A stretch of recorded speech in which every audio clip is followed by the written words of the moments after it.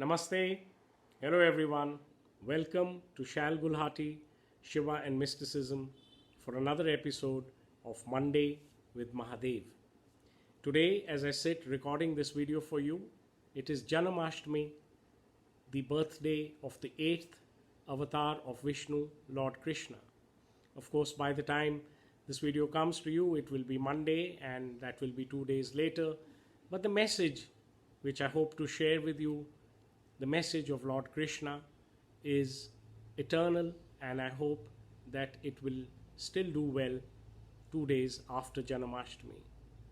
Now today I plan to read out to you from my first book, The Yogi and the Snake, a passage in which Mahadev tells me about conscience and consciousness. The platform of the yogi and the snake is that the yogi is the great consciousness, the higher self, and I am the snake because somehow I feel that human beings are like snakes. They are biting each other in order for survival. And then the yogi makes an appearance and he corrects this kind of a view of low self-esteem for the snake and redirects him to a higher self.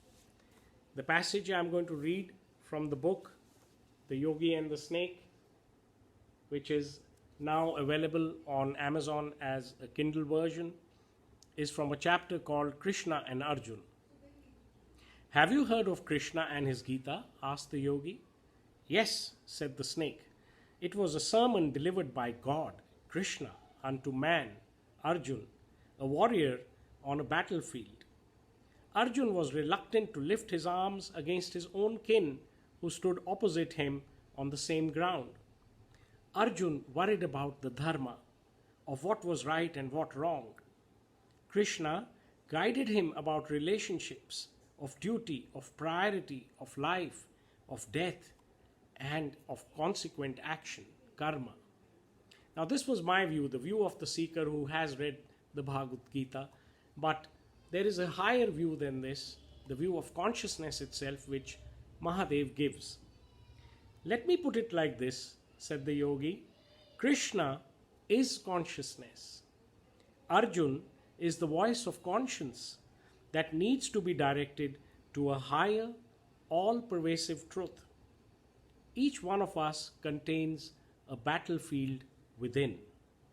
The war is within. Arjun is within. Krishna too is within. You must locate that Krishna and then he will redirect Arjun.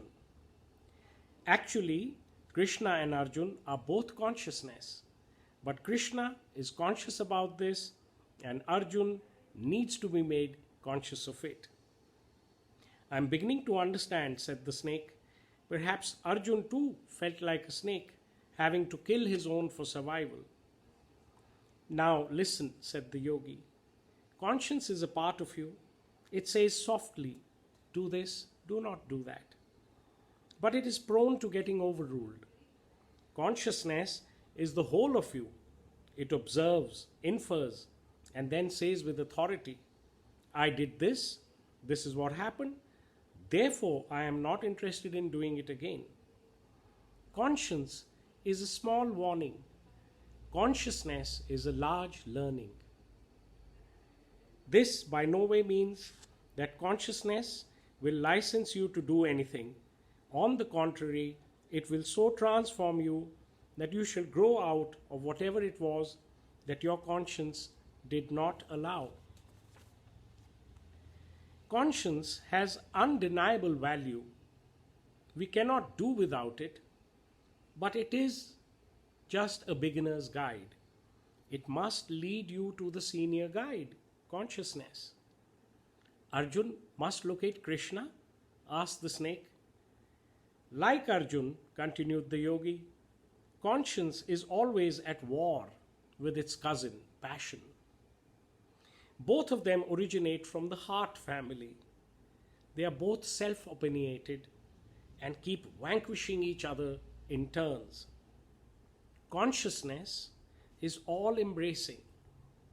So it is open for discussion without any preset opinions. It therefore has no one to vanquish. Instead, it admits both conscience and passion in its fold and keeps redirecting them till they harmonize together at a crescendo level, the level of oneness, and grow harmoniously together. So, as we see, we are familiar with conscience, that little voice, which we call the voice of God or the voice of an angel or our own intuition or our heart telling us what is right and what is wrong. But despite that, because of our worldly pressure, because of our worldly traits, we often overrule our own conscience. But when we come to consciousness, when we come to Atma Bodh, when we come to self-realization, when we finally realize that all things are from the same one source, we are all connected, and this is all just a play, a dance of Shiva, then our conscience does not get overruled in favor of our passions. Then there is a beautiful way that actually shows us the connect of both of them, and we learn how to operate at the level of consciousness, how to operate at the level of oneness, and still enjoy this huge universe with all its circus that God has made for us. I hope you liked this video. Join me again next Monday and I will be back with yet another Shiva wisdom for you. Om Namah Shivaya.